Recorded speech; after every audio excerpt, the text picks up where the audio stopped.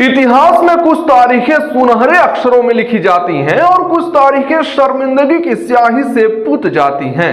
आज की तारीख नोट कर लीजिए, क्योंकि आज 143 करोड़ भारतीयों के स्वाभिमान, संप्रभुता और उस तथाकथित 56 इंच के गौरव की परीक्षा की घड़ी है। जरा सोचिए, एक तरफ अमेरिका का राष्ट्रपति वेनेजुएला के राष्ट्रपति निकोलस मादुरो को आधी रात को उठाकर डिटेंशन सेंटर में डाल देता है, एक देश के मुखिया को जेल की सलाखों के पीछे, और ठीक उसी सांस में, उसी हैकड़ी के साथ वो भारत के प्रधानमंत्री नरेंद्र मोदी का नाम लेता है। जी हां, आपने सही सुना, डोनाल्ड ट्रंप ने खुली धमकी दी है। और दिल्ली में क्या हो रहा है? सन्नाटा, एक ऐसा सन्नाटा जो कानों को फाड़ रहा है। सिर्फ 40 सेकंड का वो वीडियो आया और दिल्ली के पावर कॉरिडोर में हड़कंप मच गया है। पहले एक ऑडियो लीक हुआ, फिर वीडियो आया। ट्रंप एयरफोर्स 1 में बैठे हैं। दुनिया के सबसे ताकतवर मुल्क का दम उनकी आवाज में है। वो क्या कह रहे हैं, जरा गौर से सुनिए, क्योंकि ये शब्द किसी विदेशी नेता के नहीं, ये हमारे आत्मसम्मान पर पड़े कोड़े हैं। ट्रंप कहते हैं, I really do believe that what he did with India is the chief reason India is now buying substantially less Russian oil. So I hope we pass this bill soon.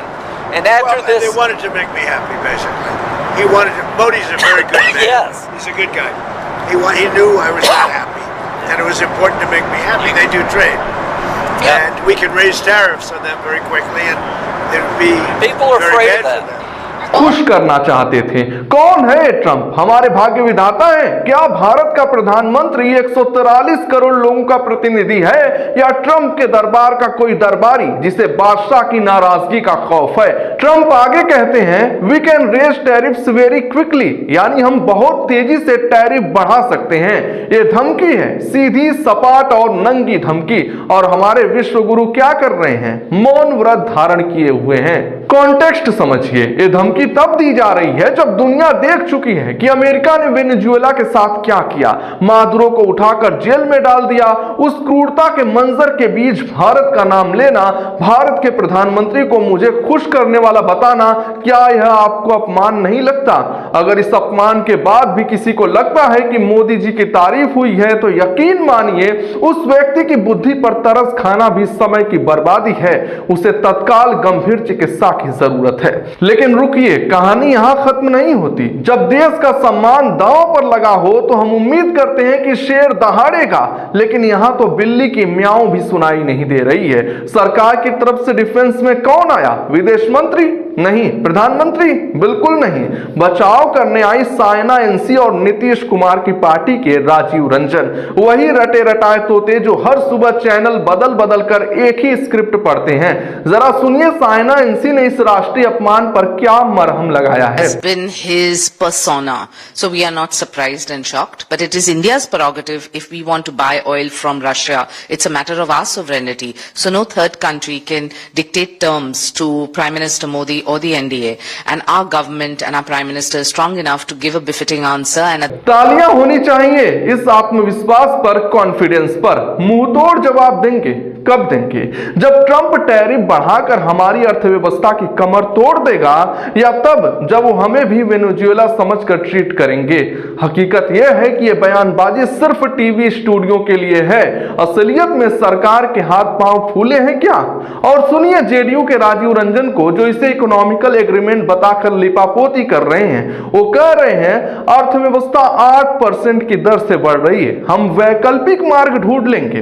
कौन सी 8% growth? किस दुनिया में रहते हैं ये लोग? जरा camera घुमाइए Bhadohi के कालीन उद्योग की तरफ, जहां सन्नाटा है। सूरत के डायमंड मार्केट में जाइए, जहां कारीगर बेरोजगार बैठे हैं। तमिलनाडु और तिरुपुर की टेक्सटाइल इंडस्ट्री दम तोड़ रही है, और एसी कमरों में बैठकर हमें ज्ञान दे रहे हैं कि सब चंगा सी। ये 8% का आंकड़ा 2011 के बेस ईयर को आधार बनाकर लाया गया एक छलावा है। हकीकत यह है कि आपकी जीडीपी 6.3 से 6.4 पर नाक रगड़ रही है, लेकिन इनके माथे पर सिकन नहीं है। क्यों? क्योंकि इनको अपनी निजी इकोनॉमी तो लग्जरी घरों और सरकारी बंगलों में सुरक्षित रखना है। नुकसान तो उस आम भारतीय का होगा जिसका धंधा ट्रंप के एक टैरिफ सिग्नेचर से बंद हो जाएगा। अब मैं आपको एक तस्वीर दिखाना चाहता हूं, इसे देखिए और शर्मसार होने के लिए तैयार हो जाइए। ये कोलंबिया के राष्ट्रपति गुस्ताव पेट्रो हैं। छोटा सा देश है कोलंबिया, अमेरिका के सामने चींटी बराबर, लेकिन जिगरा देखिए।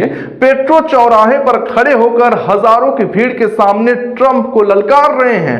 वह कह रहा है, अगर मुझे जेल में डालना चाहते हो तो कोशिश करके देख लो, अगर मुझे वो नारंगी कैदी वाली यूनिफॉर्म पहनाना चाहते हो तो आ जाओ, मेरी जनता सड़कों पर उतर कर मेरा बचाव करेगी। एक छोटा सा देश अमेरिका की आंख में आंख डालकर बात कर रहा है, और हम 143 करोड़ का देश, दुनिया का सबसे बड़ा लोकतंत्र। अगर हम 143 करोड़ लोग एक सांस भी छोड़ दें तो हमारे सामने आने वाले मुल्क में तूफान आ जाएगा। लेकिन हमारी लीडरशिप, वो तो 56 इंच का सीना जिसका ढिढोरा 2014 से पीटा जा रहा था, आज ऐसा लगता है कि वो सिर्फ दर्जी से नाप लेने के लिए था। जैसे ही दर्जी गया, सीना पिचक गया।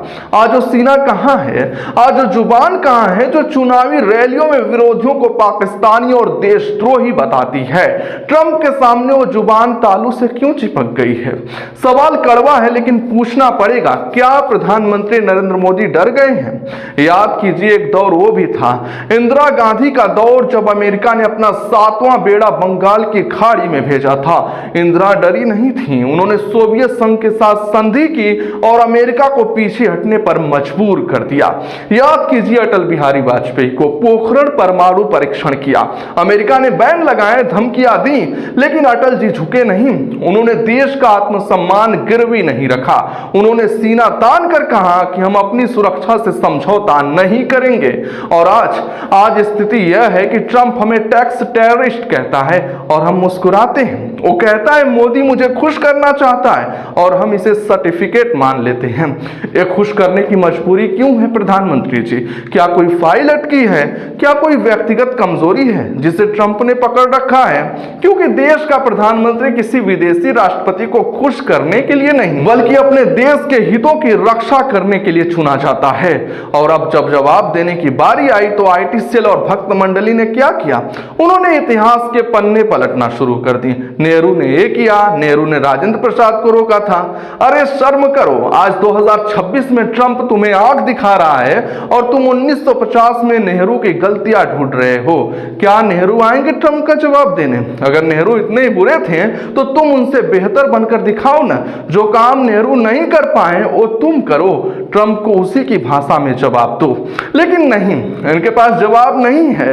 इनके पास सिर्फ एक टूल किट है, इतिहास में जाओ, नेहरू को गालियां दो और वर्तमान की नाकामियों पर पर्दा डाल दो।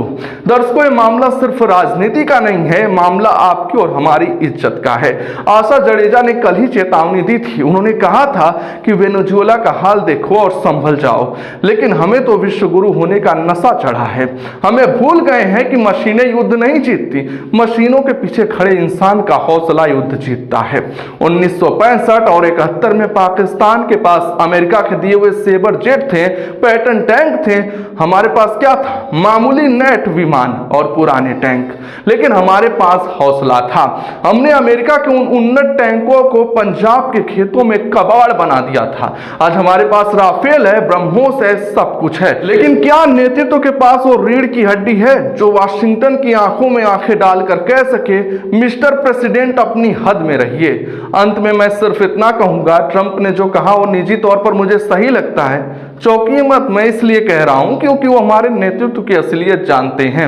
वो जानते हैं कि डरा कर धमका कर इनसे काम करवाया जा सकता है। तय आपको करना है, आपको कोलंबिया के राष्ट्रपति जैसा विद्रोही बनना है या वो गुड मैन बनना है जो ट्रंप को खुश करने के लिए बिछा जा रहा है। फैसला 143 करोड़ जनता देख रही है और याद रखिएगा, ये जनता सब माफ कर सकती है लेकिन कायरता नहीं। फिलहाल के लिए बस इतना ही। आप देखते रहिए PLS न्यूज। चैनल सब्सक्राइब कर घंटी का निशान दबा लें। अपने विचार कमेंट में जरूर लिखें।